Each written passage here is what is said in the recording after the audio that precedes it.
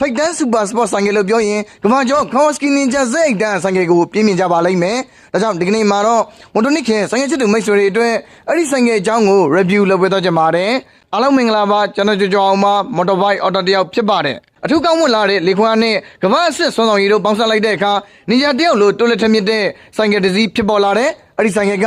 နာမည်ကျော်ဂျပန်ဆိုင်ကယ်ကုမ္ပဏီဖြစ်တဲ့ Kawasaki ရဲ့ Ninja Z8 ဆိုင်ကယ်ပါ။ Kawasaki Ninja Z8 ဆိုင်ကယ်တွေကို2004ခုနှစ်မှာစတင်ထုတ်လုပ်ခဲ့တာဖြစ်တယ်လို့လက်ရှိမျိုးစေ့ဖြစ်တဲ့စတမမျိုးစေ့ Z8 ဆိုင်ကယ်တွေကိုတော့2021ခုနှစ်မှာစတင်ထုတ်လုပ်ခဲ့တာဖြစ်ပါတယ်။အခုအသစ်ထွက်ရှိလာတဲ့2026 model Kawasaki Ninja Z8 ဆိုင်ကယ်မှာ 998cc Liquid Go Force တို့ Inline 4 engine တက်ဆင်ပေးထားပြီး manual gear 6ချက်ပါဝင်ပါတယ်။ဒီ engine ကအမြင့်ဆုံးမြင့်ကောင်းကြီး190အထိထွက်ရှိအောင်ဆွဲဆောင်နိုင်တာပါ။စနိုးစနစ်ကခလုံးနိုင်နိုးရတဲ့လျှက်စစ်စနိုးစနစ်ပါ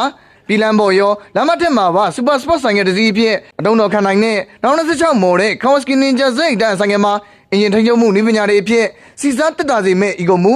လီဗာဆိုးစရာမလိုပဲပုံတီအမြန်နှုံးနဲ့မောင်းနေနိုင်အောင်ခလုတ်တစ်ချစ်နှိပ်ပြီးအမြန်နှုံးတက်မှတ်နိုင်မဲ့ electronic cruise control အင်ဂျင်ကနေပို့လွှတ်မဲ့စီးနဲ့လီပမာဏကိုထိန်းချုပ်ပေးမဲ့စနစ်အင်ဂျင်ဘရိတ်ဖြစ်မှုပမာဏကိုထိန်းချုပ်ပေးမဲ့ Kawasaki engine brake controlဆိုင်ကယ်စားထွက်တဲ့အချိန်ကိုအကောင်းဆုံးဖြစ်အောင်လုပ်ဆောင်ပေးမဲ့ Kawasaki launch control မှုအစရှိတဲ့နည်းပညာတွေပါဝင်တဲ့ဒါအပြင်အကွေချိုးတွေမှချောချောမွေးဖြစ်အောင်ထိန်းချုပ်ပေးမဲ့ Kawasaki Quality Management Function လမ်းချောင်းလုပ်ပေးမဲ့ Sport Kawasaki Traction Control ကလပ်ဆွဲစရာမလိုပဲဂီယာအချိန်ပြောင်းလုပ်နိုင်စေမဲ့ Kawasaki Quick Shifter အစရှိတဲ့နည်းပညာတွေပါဝင်ပါသေးတယ်Radiology app ကိုသုံးပြီးနားလည်မှ digital TFT တိုင်းခွက်မှာ smartphone ချိတ်ဆက်မှုလည်းလုပ်လို့ရပါတယ်။တိစောက်မှုဘိုင်းမှာ aluminum frame နဲ့တိစောက်ထားသလိုစီတိုင်းကြီးအပြည့်နဲ့အလေးချိန်က463.1ပေါင်ရှိပါတယ်။ဒီအလေးချိန်ဟာပြီးခဲ့တဲ့2025 model အထက်အလေးချိန်အနည်းငယ်ပိုတိုးလာဖြစ်သလိုစီတိုင်းကြီးဝန်ဆက်မှုပမာဏက4.5 ဂါလန်အတူတူပဲဖြစ်ပါတယ်။2026 model ရဲ့မြေပြင်ကင်းလွှင့်မြင့်က9.3 လက်မနဲ့ထိုင်ကုန်မြင့်က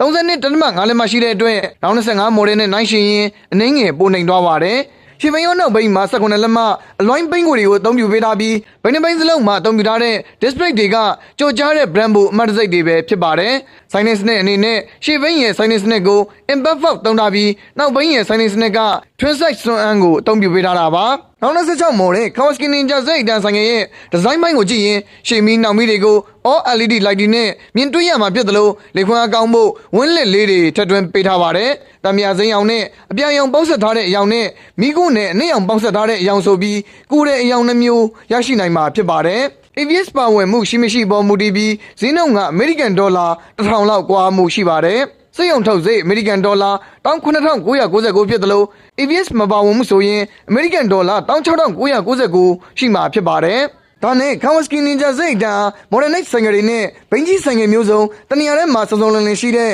showroom တစ်ခုကိုတလက်စားတဲ့လမ်းညွှန်ခြင်းနဲ့အဲ့ဒါတော့မန္တလေးမြို့58လမ်း110နဲ့110အကြားမှာဖွင့်လှစ်ပေးထားတဲ့ကိုမျိုးဝင်းဆိုင်ကယ် showroom မှာရန်ကုန်တိုင်းမော်ဘီမြို့ရန်ကုန်ပြည်လမ်းမကြီးဘေး supply မှတ်တိုင်နဲ့16မှတ်တိုင်ကြားမှာလည်းကိုမျိုးဝင်းဆိုင်ကယ် showroom ထပ်ရှိသေးတယ်အဲ့ဒီမှာ Super 4ဆိုင်ကယ်တွေအပြင် CB650R CB900F Yamaha MT-15 Yamaha R15 HSR 155 Kawasaki Z1000 KTM ဆိုင်ကယ်တွေ Honda Shadow အိန္ဒိယနိုင်ငံထုတ် Royal Enfield ကဆိုင်ကယ်ဘိန်းကြီးတွေကြီးတီးတဲ့ brand ဆောင်ထားရှိမှုဝန်ဆောင်မှုကောင်းမှုနဲ့တာဝန်ယူမှုတာဝန်ခံမှုရှိတာတွေကကျွန်တော်ကိုယ်တိုင်သဘောကျမိတဲ့အချက်တွေပါကိုမျိုးဝင်းဆိုင်ကယ် showroom မှာဘိန်းကြီးဆိုင်ကယ်အမျိုးအစားစုံကို2016 model ကစလို့2023 model အထိ license ပါတွေနဲ့ရရှိမယ်နေဝီရမာယူတွေဆိုရင်တိကျထုတ်ပို့ပြီးကားနဲ့တင်ပို့ပေးထားတယ်ဒါကြောင့်ဒီဗီဒီယိုကြည့်နေတဲ့မိတ်ဆွေအနေနဲ့ဘိန်းကြီးဆိုင်ကယ်ဝယ်ယူတဲ့အခါပြရတဲ့ဈေးတန်းနဲ့တန်မဲ့ရေတွေးကောင်းတာကိုလိုက်ရှာနေတယ်740ကျော်ကနေ740ကြားရှိတဲ့ဘိန်းကြီးဆိုင်ကယ်တွေကိုတနေရာနဲ့စုံကြည့်ရှုဝယ်ယူခြင်းနဲ့ဆိုရင်ရန်ကုန်တိုင်းမော်ဘီမြို့ရန်ကုန်ပြည်လမ်းမကြီးဘေး supply မှတ်တိုင်နဲ့